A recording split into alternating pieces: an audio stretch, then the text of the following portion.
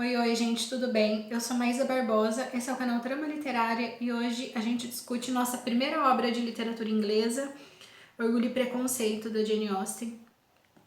Eu tinha lido Orgulho e Preconceito ainda na adolescência e eu queria reler já fazia um certo tempo e agora gravando os vídeos para o canal aproveitei a oportunidade. E é sempre uma experiência muito bacana, muito importante quando a gente relê uma obra depois de um certo tempo, porque a gente tem outras percepções, outras leituras, o nosso amadurecimento faz com que a gente receba, com que a gente interprete e que a gente perceba coisas na obra de uma maneira completamente diferente. Orgulho e Preconceito foi escrito pela primeira vez, vamos dizer assim, no período de 1796 a 1797, quando Jane Austen tinha ainda seus 19 anos, e o pai dela enviou a obra para um editor, e esse editor fez uma série de críticas, uma série de apontamentos, e ela deixou então o livro guardado na gaveta, e ela retomou a sua escrita depois de mais de 10 anos, ali no período de 1811 a 1812, fez uma série de mudanças, fez uma série de alterações, deu esse título, ele tinha outro título até então, e foi quando ela resolveu publicá-lo. É importante a gente dizer a respeito de Orgulho e Preconceito que logo de início ele teve uma recepção muito boa, tanto da crítica quanto do público. Então ele foi publicado pela primeira vez em 3 volumes. O primeiro volume se esgotou muito rapidamente e a obra também teve uma recepção boa da crítica. E isso é um fato muito positivo quando a gente está falando de literatura escrita por mulheres, porque Jane Austen escrevia e num período em que não era comum mulheres escreverem, principalmente não era comum mulheres serem publicadas nesse período ali no finalzinho do século XVIII, ali no início do século XIX. Então essa obra ela tem uma recepção crítica, ela tem uma recepção do público favorável, tem uma recepção importante, então isso é um fato muito importante, muito necessário de se destacar quando a gente está falando de obras escritas por mulheres. A literatura nesse momento ela tinha um papel muito importante ali, que era de reunir as famílias de certa forma. Então era muito comum nesse momento as famílias se reunirem em determinada hora do dia para discutir, para ler juntos. Então a literatura ela tinha essa função socializadora ali nesse momento. Jane Austen nasceu em 1775 e faleceu em 1817. Ela faleceu nova, ela era acometida sempre de muitas dores, ela tinha muito reumatismo. As cartas que ela deixa relatam essas suas queixas, essas suas angústias em relação às suas dores. E numa das viagens para buscar um determinado tratamento, ela acaba falecendo. Orgulho e Preconceito tem o foco narrativo em terceira pessoa, ou seja, um narrador de fora que conta, não é uma personagem que está narrando, é um narrador de fora, e esse narrador é onisciente. O narrador onisciente é o narrador que tem acesso ao pensamento das personagens. Aqui, no caso, a personagem que ele vai se centrar é a Elizabeth, que é a protagonista. Então a narrativa ela vai se centrar ali nos pensamentos, nos sentimentos, nas angústias, nas dúvidas que a Elizabeth vai passando ali ao longo da narrativa. O enredo ele é bastante simples, um enredo de romance simples de certa forma, que são ali os protagonistas que se apaixonam e vão acontecer uma série de fatos que vão fazer com que esses protagonistas se afastem ali ao longo da narrativa, seja a diferença de classe social, seja alguém que está tentando interferir no relacionamento, ou seja algum fato que faz com que esse casal de protagonistas fiquem afastados ali durante a maior parte da narrativa, mas até o final da narrativa esses conflitos vão se diluindo e esses protagonistas acabam juntos. Porém, a obra vai muito além desse enredo um tanto quanto óbvio, e ela tem uma série de críticas, ela faz uma série de críticas às tradições, principalmente às tradições relacionadas ao casamento, ao papel social da mulher dentro do casamento, a importância da mulher, ao quanto que o dinheiro vai interferindo nessas relações familiares, nessas relações que deveriam ser conduzidas pelo amor, como o casamento, e ali uma série, em determinados momentos, essas relações vão sendo conduzidas ali por interesses financeiros. O espaço principal no qual o romance se desenrola é o espaço rural da Inglaterra ali. Então vai focar ali na aristocracia rural da Inglaterra e vai fazer uma série de críticas em relação às tradições da sociedade inglesa, aos valores dessa sociedade, aos costumes. Então a obra ela vai ser muito crítica em relação a tudo isso. Ele conta ali com mulheres extremamente fortes, com mulheres extremamente transgressoras e questionadoras das tradições, desses valores. Tem alguns núcleos familiares ali em Orgulho e Preconceito, mas o núcleo familiar mais importante é a família dos Bennet, que é uma família constituída por pai e mãe e 5 filhas mulheres. Por conta disso, a mãe, a matriarca da família, ela está muito preocupada porque ela quer casar as suas filhas, as suas 5 filhas, porque naquele momento a única maneira de uma mulher conseguir segurança, de uma mulher conseguir estabilidade, de uma mulher conseguir se manter, né, ali na sociedade era por meio do casamento, pensando que era uma época que a mulher ainda não podia desenvolver uma atividade remunerada, ela precisava necessariamente se casar para que ela conseguisse se manter socialmente, para que ela conseguisse ascender socialmente também. Então a narrativa ela vai traçando uma série de críticas e uma série de apontamentos em relação a como que essa sociedade funciona ali. Tanto que a descrição e os detalhes dos rituais, né, das tradições e dos valores sociais, ele é sempre feito de maneira muito detalhada para que o leitor, de certa forma, vá acompanhando e vá percebendo ali as críticas, as ironias em relação a tudo isso que a narrativa que o romance vai criticando. Eu vou ler ali o primeiro parágrafo do romance para a gente entender a importância do casamento ali nesse momento histórico. É uma verdade universalmente reconhecida que um homem solteiro, possuidor de uma grande fortuna, deve estar em busca de uma esposa. Embora pouco conhecido e sejam os sentimentos ou opiniões de tal homem quando ele adentra pela primeira vez em uma vizinhança, essa verdade está tão bem fixada nas mentes das famílias ao seu redor que ele é considerado propriedade de direito de alguém ou de uma de suas filhas. Então o romance começa quando Mr. Bingley se muda para essa área rural ali da Inglaterra e ele é um jovem solteiro e rico, e as famílias logo ficam muito interessadas porque é a oportunidade de alguém casar uma de suas filhas. Então, todo mundo ali ao redor fica muito interessado nessa mudança, na presença do Mr. Bingley ali. E a matriarca da família Bennet não seria diferente. Ela tem 5 filhas e ela vê então ali a oportunidade de casar uma de suas filhas. Um dos fatos principais pelo qual ela quer tanto casar uma de suas filhas é porque, como não tem nenhum filho, eles não têm nenhum filho homem, a propriedade, depois que o patriarca da família morre, não fica com as mulheres ali. A propriedade ela vai passar para o homem mais próximo ali na linhagem da família. As mulheres elas não herdam diretamente as propriedades ou o patrimônio da família. A gente percebe então que as mulheres elas estão sempre submetidas ao poder masculino ali, ao poder financeiro masculino, seja o poder do seu pai, depois o poder do marido, mas ela está sempre submetida, ela está sempre à mercê desse poder financeiro do homem. A senhora Bennet ela é uma figura bastante manipuladora ali, ela consegue articular e fazer as coisas acontecerem do jeito que ela quer. Então, sempre que alguma de suas filhas está se comportando do modo como ela não acha adequado, ela reclama de dor e ela vai fazer um drama ali para as coisas acontecerem do jeito que ela quer. O seu esposo, ao contrário dela, ele não é tão preocupado assim com o fato das suas filhas casarem e ele sempre meio que tá à parte ali, ele sempre foge dos problemas familiares, ele se refugia, ele se esconde ali na biblioteca. Então ela tá sempre tentando resolver meio que sozinha os problemas da família, o problema das filhas ali. 2 figuras masculinas vão se destacar logo de início. Uma que é a do Mr. Bingley, que é esse jovem que se muda ali para essa parte rural da Inglaterra, e o seu amigo, que é o Mr. Darcy.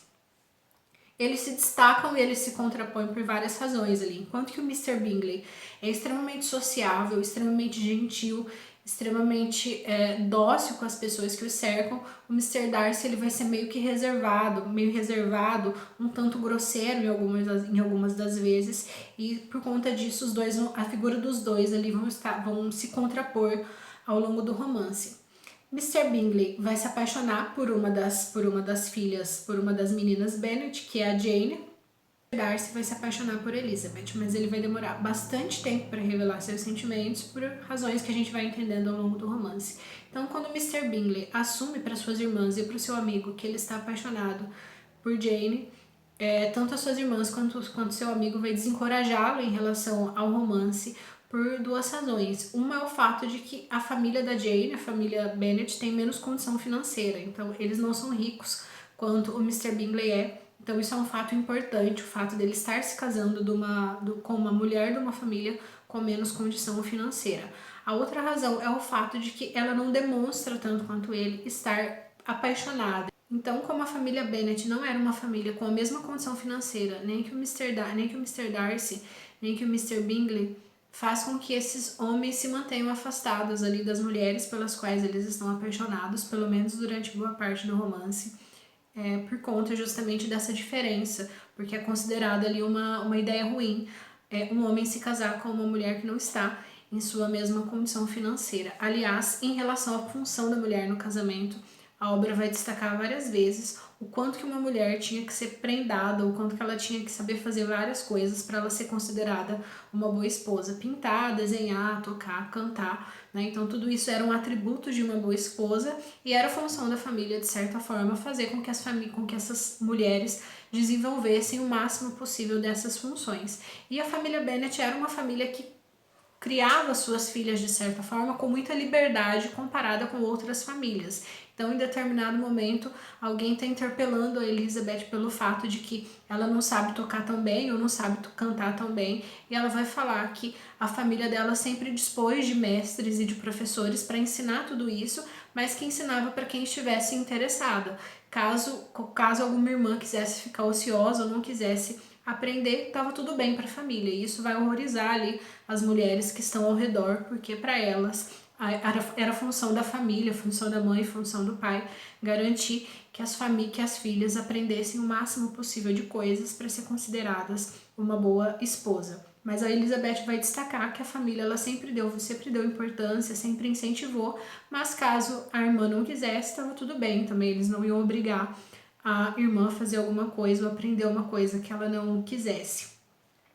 O casamento ele era tão importante nesse momento para poder garantir uma certa segurança para a mulher que em determinado momento o Mr. Collins, que ele seria o responsável por herdar essa casa da família Bennet, porque eles não tinham nenhum filho homem, ele considera que é uma certa forma de atenuação, né, dessa problemática, ele se casar com uma das filhas. Então ele vai se oferecer para casar com a Elizabeth vai o rejeitar. E ele vai ficar extremamente ofendido, não só ele, a mãe da Elizabeth também fica bastante revoltada com o fato da filha ter recusado um casamento ali, que era um bom negócio, né? Então pensa só, se ele se casa com a Elizabeth, a casa fica ali de certa forma, ainda permanece na família.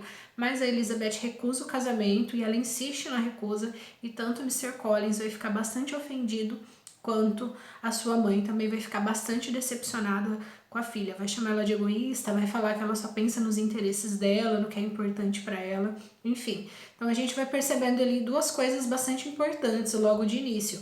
O fato de que o casamento ele era muitas vezes um acordo, ele não era um casamento que acontecia por amor, muitas vezes ele era meramente um acordo, mas a mulher ela também não podia admitir isso. Por mais que isso fosse uma coisa ali que os interessados soubessem, a mulher ela não podia admitir que não estivesse tão apaixonada assim. Porque quando Mr. Darcy percebe que Jane, quando ele acha na verdade que Jane não está tão apaixonada por Mr. Bingley, a primeira coisa que ele vai fazer é desencorajar o casamento. Logo depois que Mr. Collins é rejeitado por Elizabeth, ele vai conseguir se casar com uma mulher ali que está próxima da família, que aliás é uma grande amiga de Elizabeth.